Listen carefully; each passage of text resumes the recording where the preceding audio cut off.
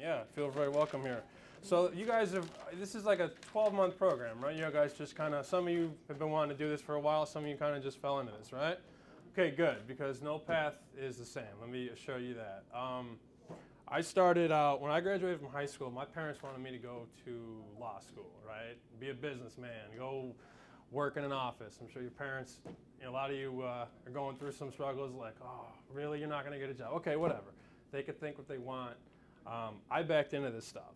Down in college, I was doing business math, I was doing calculus, I was studying chemistry, and I hated it. It sucked. You guys know, I mean, some of those classes are just terrible. So I backed into this radio station in Champaign. I went to Illinois, down there in Urbana-Champaign, and ended up working there overnight shifts, 2 to 5 in the morning. Couldn't have had more fun doing that in my life. That was the most fun probably I've ever had down there. Doing a talk radio show by myself, picking my music, picking my stuff, and just kind of ran with it. From there, I had some grade issues, and guess what the guy at U of I told me? He said, your grades aren't good enough, you can't work in this business. He actually looked at me in the face and said that. Your grades aren't good enough, you won't work in business. You won't work in the field. And I go, whoa, that sucks. That's awful. That's great. Now what? Everything I've kind of worked toward and had a lot of fun and had this great time, you're not smart enough.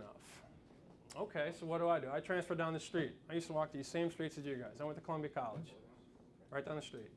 I ate an Epic Burger. I would go to Jimmy Green's. So this neighborhood is like, you know, a place that's always going to be close to me. I get to Columbia and I start, this is the most important thing. If you're going to write one thing down this entire session, write down the word networking. It's the most important thing for all of you. No matter what you want to do, what field it is, what life you're in, you have to network. And by that, you have to meet people and you have to remember people. This is, seriously, I'm going to play this clip real quick. Let's play this, since I am a radio guy, I'll play this clip. Sam Panayotovich is on the line, he's got information. This is exciting. Sam Panayotovich out of the Burno Center, 87-7 the game, Mark Harmon, Connor McKnight, night game. Go ahead, Sam. Draft night, NBA. I wouldn't call you if it wasn't important. I've been talking about you and Connor on chat here. I just heard the Bulls are going to trade for Doug McDermott. They're going to make a push. I said if the pick was on the table at 11 that they were going to try and flip. Denver really has no real angst to really keep that pick, so they've been trying to get suitors from around the league, and it sounds like the Bulls have come calling. I don't have full details yet. I have heard it, though, that Doug McDermott may be headed for Chicago in a trade. Now, it could involve pick number 16, maybe an exception, or trying to work the details out now, but I've got it on good record that Doug McDermott is coming to Chicago. So not quite sure on the price yet, Sam, is that correct? It's tough, Connor. You know, it's tough here with an 11 pick. This isn't a top 5 pick. You know, the price isn't so high. It's not astronomical yet. You know, the big difference between 5 and 10 is there's a lot of talent between 5 and 10. I mean, we're talking about a guy like, you know, Julius Randle who went 7, and then Doug McDermott who goes 11. There's a big drop-off there, but the Bulls need shooting, and we've heard for weeks now that Doug McDermott and Nick Stauskas are plans 1A and 1B, so let's keep our eyes peeled on this, that Doug McDermott may be a Bull. All right, so I'm about to tweet. You let me know if this is accurate, because I don't want to put you in a bad spot here. I got, so at SB Shoot is on the phone now saying Doug McDermott is coming to the Bulls. Is that accurate? I told Connor, how many minutes ago did I tell you? About 5? Yeah, about 5 or so. So that's accurate. You're good with that tweet? I'm fine with that. Let's see what happens. All right, there it goes. It's out into the Twitterverse. Thank you, Sam. So that's pretty cool, I would think, right? We were the first radio station in Chicago to break the Doug McDermott trade to the Bulls. This is my job.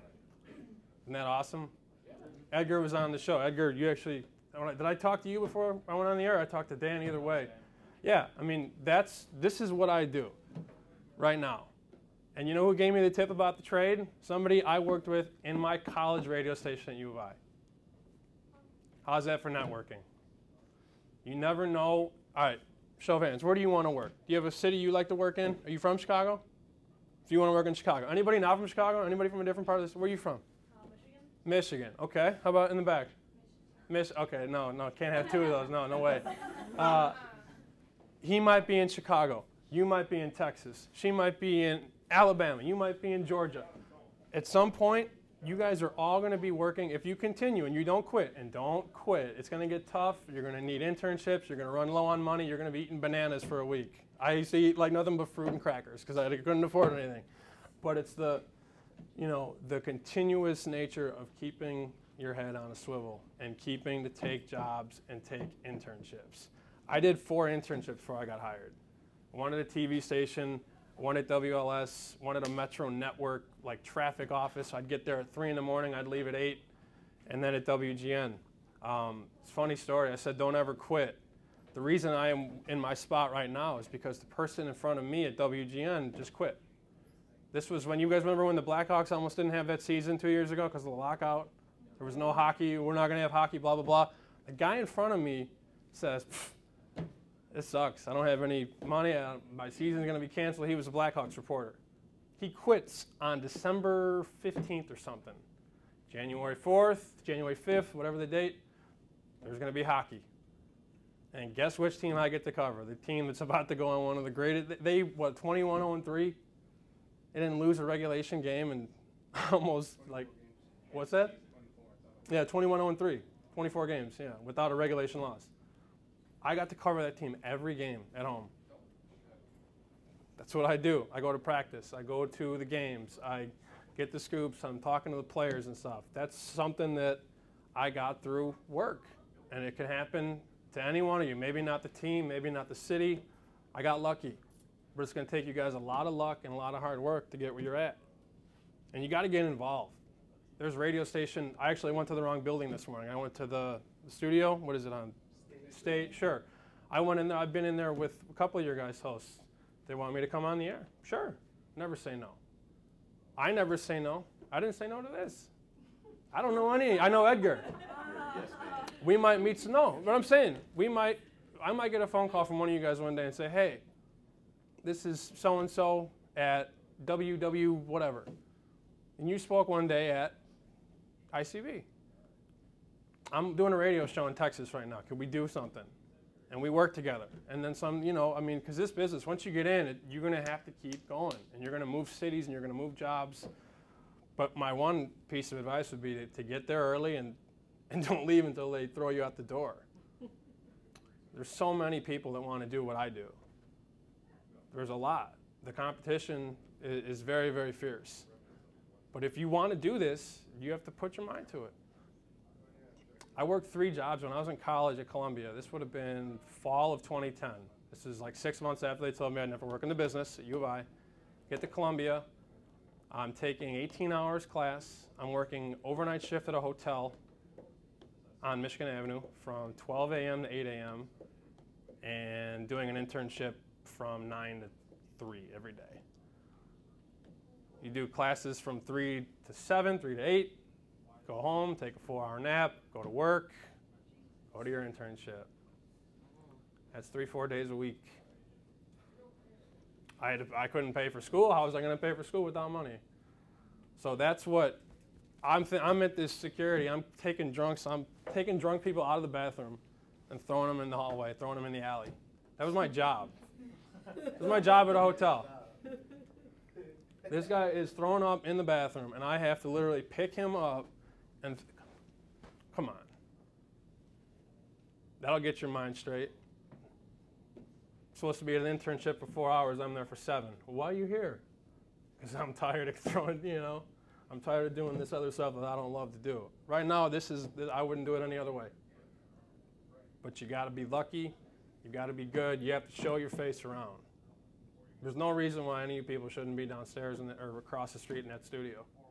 You guys have internship? You guys are graduating soon? When? When are you graduating? When's the program done? Is there anybody in there that hasn't? You don't have to raise your hand. There should be nobody in this room that hasn't sent out a resume for an internship. You don't have to incriminate yourself, but if you haven't done that by now, what are you doing here?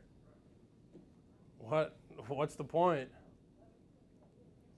You've got to have these resumes. You've got to have something to put on there, because if you're not doing it, you're not doing it right. And look, I do sports. There's music, there's talk, there's traffic, there's television, there's music. There's all kinds of avenues here. Just because I do sports and look like a goofball holding the Stanley Cup doesn't mean that we all have to do the same thing. There's different ways. I hope you all have either Facebook or Twitter. LinkedIn is good. That's how Bill reached out to me on LinkedIn. Got a hold of me.